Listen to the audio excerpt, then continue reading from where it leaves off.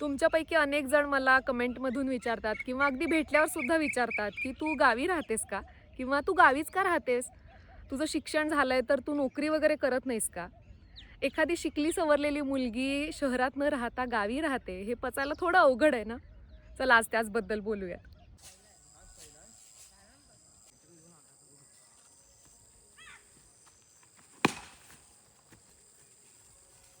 Social मीडियावरचे गावातले reels बघून अनेकांना असं आजकाल वाटतं, की अरे आपण पण गावी जाऊन राहावं.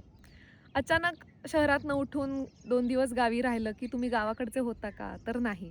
गावी राहण्यासाठी अभ्यास करावा लागतो, भरपूर सराव करावा लागतो.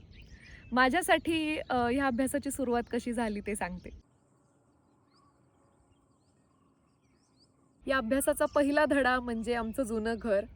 4-5 पिढ्या आधीचं मातीचं जुनं घर आमचं, जे गच्च देवराईमध्ये होतं. पाठीमागे विहीर होती, शेजारनं पर्या जायचा आणि समोरच्या बाजूला नदी होती. इतकी हिरवीगार राई होती आणि भरपूर पक्षी, प्राणी रोज दिसायचे. अगदी जंगली प्राणीसुद्धा दिसायचे. सगळं छान व्यवस्थित सुरू असताना आपण जसजसे मोठे होतो, तसतसं आपल्याला करिअरची स्वप्न दाखवली जातात. हळूहळू मीही मोठी होत गेले आणि गाण्याच्या शिक्षणासाठी म्हणून मी पुण्यात आले. गाण्याचं शिक्षण घेत असतानाच एस-एन-डी-टीला व्हिज्युअल आर्ट्समध्ये मी ग्रॅज्युएशन, पोस्ट ग्रॅज्युएशन केलं.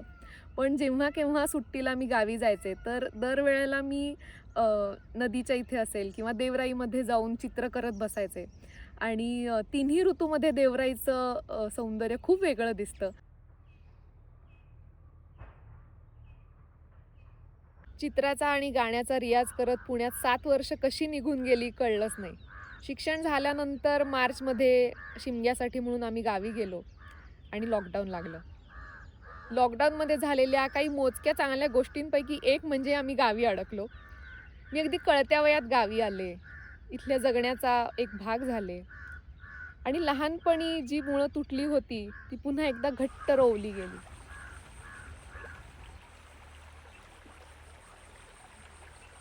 करिअर म्हणजे काय? असा जर मी तुम्हाला प्रश्न विचारला तर काय सांगाल? करिअर म्हणजे भल्या मोठ्या पगाराची नोकरी आणि शहरातच राहणं, बरोबर ना?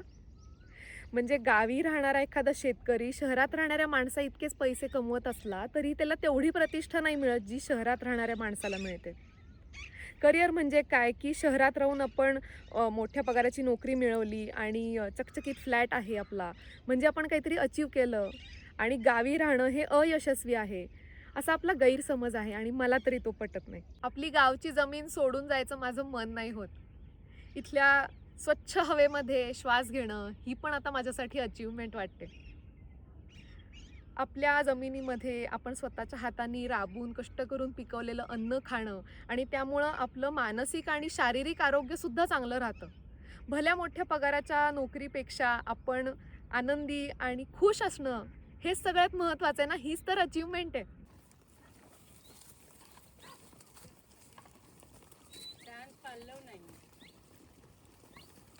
नुकतीच मी पुण्यात गेले होते आणि पुण्यात झपूर्जामध्ये मी एक कला प्रदर्शन बघितलं. मेंढपाळांविषयी, पशुपालकांविषयी ते होतं. तर त्याच्यात एक चित्रफीत होती ज्यामध्ये असं होतं, की जेव्हा गुराखी असतील किंवा मेंढपाळ असतील, तर त्यांच्या मेंढ्या, गायी जेव्हा चरायला घेऊन जातात, जंगलातनं घेऊन जातात आणि अशा वेळेला जर एखाद्या वाघानं त्यातली एखादी गाय किंवा मेंढी मारून खाल्ली, तर ते म्हणतात, की त्यानं त्याचा त्याचा हिस्सा नेला. आणि ते वाघाची पूजाही करतात. तर अशी ह्यावरून एक मला एक गोष्ट आठवली, ती म्हणजे नुकतंच आमच्याकडे आईने कोबी लावला होता आणि त्याचा छान वाढून असा एवढा-एवढा गड्डा झालेला होता बरं का.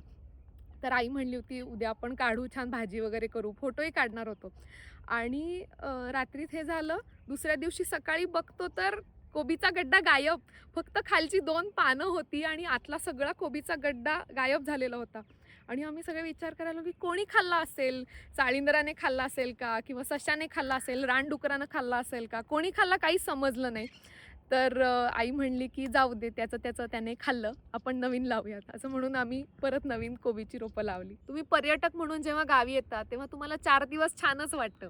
पण जेव्हा खरंच तुम्ही कायमचं राहायला गावी येता, तेव्हा तुम्हाला खऱ्या अर्थी गावचा संघर्ष समजतो. म्हणजे नुकतंच मी माझ्या एका व्लॉगमध्ये दाखवलं, की आमच्या घरासमोर रस्ता होतोय, तर त्यावरती एका बाईंची कमेंट होती, की झालं आता परप्रांतीय येणार आणि कोकणाची वाट लावणार. परप्रांतीय येतील या भीतीनं गावात रस्ताच होऊ नये, हे काही बरोबर नाही ना. कारण कुठल्याही गोष्टीच्या आधी तो रस्ता हा गावकऱ्यांच्या कामी येणार आहे. इथल्या लोकांचं जगणं सुकर करणार आहे आणि फक्त गावकऱ्यांचंच नाही तर गुरांचं देखील. कारण रस्ता व्हायच्या अगोदर बरेच मोठे-मोठे दगड, खडी होती जी गुरांच्या पायात खुरामध्ये अडकायची. त्यामुळे गुरं लंगडायची. अगदी गाभण गाईसुद्धा लंगडत-लंगडत चालत जायच्या. पण रस्ता झाल्यानंतर गुरंसुद्धा व्यवस्थित चांगल्या पद्धतीनं चरायला जाऊ शकतील ना.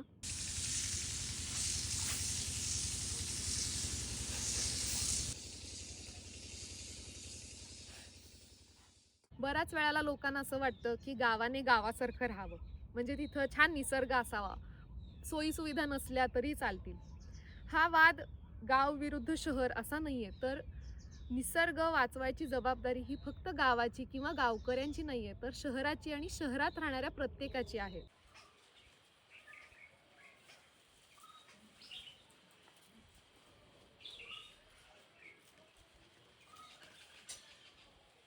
गावी राहणं म्हणजे निसर्गासोबतच राहणं. म्हणजे एक किस्सा सांगते बरं का माझा. अ, आमचं जे आताचं घर आहे, तर ते बांधून झालेलं होतं. मी साधारण 5वी-6वीत वगैरे होते. मी आणि आजोबा आम्ही दोघंच घरात होतो. आणि आजोबा पूजा करत होते आणि मी काहीतरी टीव्ही वगैरे बघत बसलेले होते. तर आमची घराची जी चिऱ्याची भिंत आहे, भिंत आणि वरचा माळा आणि कौलं जी आहेत, त्याच्यामध्ये साधारण एवढी-एवढी गॅप होती तेव्हा. आणि मी टीव्ही बघत असताना वरती अचानक अशी शेपटी दिसली जाताना. तर मी बघितलं तर साधारण एवढी-एवढी मोठी घोरपड चालत चालली होती बरं का घरातनं आतनं. तर मी आजोबांना हाक मारली. आजोबांना म्हटलं, "ते बघा घोरपड चालली." तर आजोबा म्हणले, "हां, त्यात काय ती रोजचीच आहे, इथंच राहते ती." असंच एकदा झालं होतं, की घराच्या पाठीमागे पायऱ्या उतरल्यावरती काहीतरी भांडी वगैरे ठेवायला चालले होते. उन्हाळ्याचेच दिवस होते आणि खूप मोठी धामण होती. ती अगदी पायरीच्या खाली असं थंडाव्याला म्हणून येऊन बसलेली होती. कारण शेणाने सारवलेली जमीन आहे. तर ती अशी कोपऱ्यात येऊन बसलेली होती आणि माझा अगदी पाय पडणार तेवढ्यात ती मला दिसली होती. पण घाबरून न जाता ती तिथं आहे, तिचंही घर आहे ते. जसं आपण आपल्या घरात राहतो गावाकडे, तसं निसर्गामध्ये प्राण्यांची सुद्धा गाव हे त्यांचंही घर आहे. हे गावातनं समजतं, की इतर सगळ्या निसर्गातल्या घटकांसोबत सामावून घेऊन जगणं जे काही आहे ना, ते गावामध्ये चांगल्या प्रकारे आपल्याला शिकायला मिळतं. माझे गाण्याचे गुरु केदारदादा जेव्हा मला एखादा राग शिकवायचे, सुरुवात करायचे, तर तो राग साधारण महिना, दीड महिना, 2 महिने चालायचा. म्हणजे ते म्हणायचे, की जे काही त्या रागाचे 5 स्वर असतील, 6-7 स्वर असतील, तर त्या स्वरांची रोज वेगवेगळ्या पद्धतीनं रचना करत, वेगळी आलापी आणि वेगळ्या पद्धतीनं राग तो आपल्यासमोर रोज वेगळा-वेगळा येत जातो, उलगडत जातो. जेवढा आपण जास्तीत जास्त सराव करू, असं ते म्हणायचे. हेच तुम्ही अनेकांकडनं, अनेक दिग्गज गायकांकडनं सुद्धा ऐकलं असेल, किशोरीताईंकडनं ऐकलं असेल किंवा भीमसेनजींकडनं ऐकलं असेल, की त्यांना सुद्धा शिकवताना 3-3, 4-4 महिने एखादा राग शिकवला जायचा. असंच अगदी चित्राच्या बाबतीत सुद्धा मी अनुभवलं. चित्र करताना मी जेव्हा गावी चित्र करायचे, तर पावसाळ्यात करताना हिरवा रंग जास्ती दिसून यायचा. हिरव्या रंगाच्या अनेक छटांमधून चित्र करायला लागायचं. किंवा उन्हाळ्यात सगळं पूर्ण पिवळं, ऑकर, ग्रे अशा रंगांमध्ये सगळा निसर्ग दिसायचा. माझे चित्रकलेचे सरसुद्धा मला म्हणायचे, की असे बारीक डोळे करून बघायचं आणि जे नको आहे ते वगळून फक्त छटा आपल्याला बारीक डोळे केले की दिसतात. तेवढंच फक्त उचलून आपल्या चित्रामध्ये मांडायचं. त्यामुळं चित्र रोज वेगवेगळ्या पद्धतीनं त्याच निसर्गाचं चित्रण वेगळ्या पद्धतीनं होत गेलं. हा सगळा सराव, हा सगळा संयम या पाठीमागचा मला खऱ्या अर्थानं गावच्या जगण्यानं शिकवला.